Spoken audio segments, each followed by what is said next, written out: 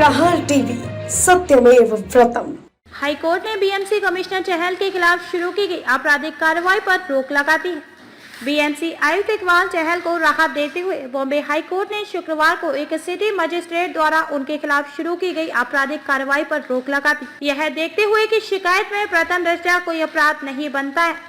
बुलंद मजिस्ट्रेट द्वारा इस महीने की शुरुआत में एक अकबर कोयरी द्वारा दायर शिकायत पर यह प्रक्रिया जारी की गई थी, जिसमें आरोप लगाया था कि बीएमसी आयुक्त ने आदेश जारी किए थे जिसमें कोविड-19 महामारी के दौरान टीकाकरण और गैर टीकाकरण वाले नागरिकों के बीच भेदभाव किया गया था। आपदा प्रबंधन अधिनियम के प्रासंगिक प्रावधानों के तहत पूर्व मुख्य सचिव सीताराम कुंटे और पूर्व अपर नगर आयुक्त सुरेश काकानी के खिलाफ भी प्रक्रिया जारी की गई थी। चहल ने इसे हाईकोर्ट में चुनौती दी थी। न्यायमूर्ति अमित बोरकर ने यह कहते हुए कार्रवाई पर रोक लगा दी। भले ही शिकायत में अभी कथनों को उसके अंकित मूल्यों पर माना जाता है, वे कोई अपराध नहीं बनाते हैं। याचिका पर अंतिम सुनवाई तक राहत दी गई है। श्री कोहली की वकील नीलेश ओझा ने यह कहते हुए याचिका पर आपत्ति जताई कि आपराधिक प्रक्रिया संहिता के तहत एक वैकल्पिक उपाय उपलब्ध था। चहल के वकील अशोक मंडारगी और जोएल कार्लोस ने तर्क दिया कि असाधारण परिस्थितियों में अदालत के पास याचिका पर विचार करने और राहत देने का अधिकार है। शिकायत में कहा गया है कि केंद्र सरकार के गृह सचिव के आदेश के बावजूद कि लोगों की अंतर्राज्यीय आवाजाही पर कोई प्रतिबंध नहीं लगाया जाएगा।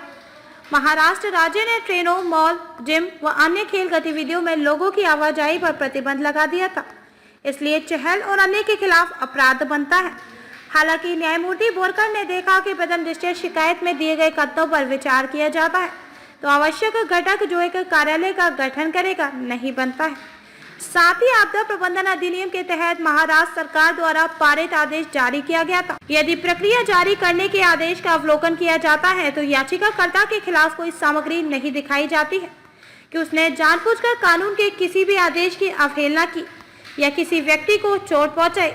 एचसी ने कहा। चहल के खिलाफ मजिस्ट्रेट के आदेश पर रोक लगाते हुए एचसी ने कहा, जब भी अदालत की राय है कि कानून की प्रक्रिया को जारी रखने से नागरिकों के अधिकारों को हनन होगा तो अदालत नागरिकों की रक्षा करने के लिए बाध्य है। शिकायतकर्ता ने आरोप लगाया कि सभी आरोपियों ने एक दूसरे के साथ साजिश रची और उसके सहित कई नागरिकों के मौलिक अधिकारों का उल्लंघन किया। इसलिए उसने मांग की कि धोखाधड़ी और आपराधिक साजिश सहित भारतीय दंड संहिता के विभिन्न धाराओं के तहत कार्रवाई शुरू की जाए और आपदा प्रबंधन अधिनियम